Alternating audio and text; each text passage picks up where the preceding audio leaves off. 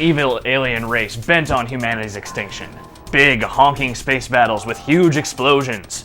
Futuristic weaponry and psychic powers. And a wisecracking yet oddly detached hero. Stop me if you've heard this one before. The game in question here is Advent Rising, a third-person action game from developer Glyphix Games that comes across as sort of equal parts ambition and failure. In the game, you play as Gideon Wyeth, a hotshot rookie space pilot thrust into the middle of a battle between humanity and a mysterious race called the Seekers, who seem interested in little else but killing humans.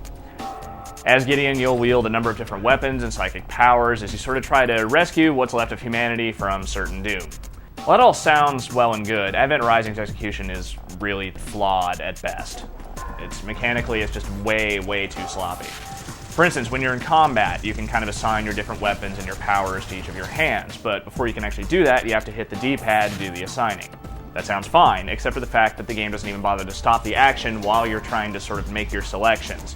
It just kind of slows it down, but you're still going to get hit if you're in the middle of a battle while trying to switch stuff. The targeting system in the game also sort of like auto-locks to all enemies nearby, and you can kind of flick the right control stick around to switch targets. Okay, that's great. Except for the fact that the auto-locking mechanism always latches onto a nearby enemy or targetable object, no matter what. So if you're just kind of like trying to run away from a battle or, get away from something or just maneuver around anything, your perspective will just kind of like snap away and you'll slow down a whole bunch and basically you're just kind of ripe for the picking. Of course, these issues are lessened by other issues that sort of make the combat way too easy overall. For one thing, the Seekers are kind of idiots and don't really put up that competent of a fight in any situation where they aren't just like swarming at you. And the whole psychic powers thing just kind of makes it way too easy to dispatch them, and not in a really exciting way either. You can just kind of like lift them up with your lift power and then just start shooting them while they're hovering in midair and nothing else is really going on. Advent Rising is really littered with a lot of little annoying things that just drag down the action a whole lot. The whole game also just has a really trite and clunky feel to it. When you're wandering around in any of the game's worlds, you can't help but feel like you're just sort of playing a third-person version of Halo. The Seekers basically look like the Covenant with slightly different weapons and with all those little squeaky-talking guys. Hell, the game even uses this, like what looks like Halo's HUD, and there's even a vehicle you can drive that looks just like the Warthog. Not even to mention the whole special psychic powers thing. It's kind of been done to death in recent years, and it's been done better than Advent Rising manages to. It doesn't help that the game is just technically unsound in nearly every other way on top of that. The frame rate is absolutely atrocious, dropping into single digits at just weird times.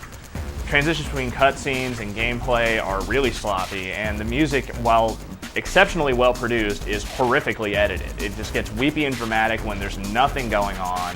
It cuts out during certain battle sequences when it seems like it should be really ramping up, and then just kind of chops up real bad like the frame rate. It's hard to pick out any really particularly memorable moments from Advent Rising simply because there's really nothing that sticks with you from it. The storyline never manages to grab a hold of you or really involve you in the story emotionally. It's just like people die, stuff blows up, and even when Gideon's forced to kind of try and show some emotion, it just comes off as really half-assed. The gameplay certainly doesn't make up for this lack of story involvement, and you won't find much to grab onto with the presentation either, considering all the weird technical issues and what have you. Advent Rising seems like it's trying really hard to be something new and different, ambitious, or whatever. But even though the game seems that way, the game that you actually play doesn't really represent any of that effort. It just feels like a game that thinks it's a whole lot better than it really is. So regardless as to whether, it was just kind of a lost cause to begin with, or if it just needed more time in the pipes, Advent Rising feels like a game that just wasn't finished, period.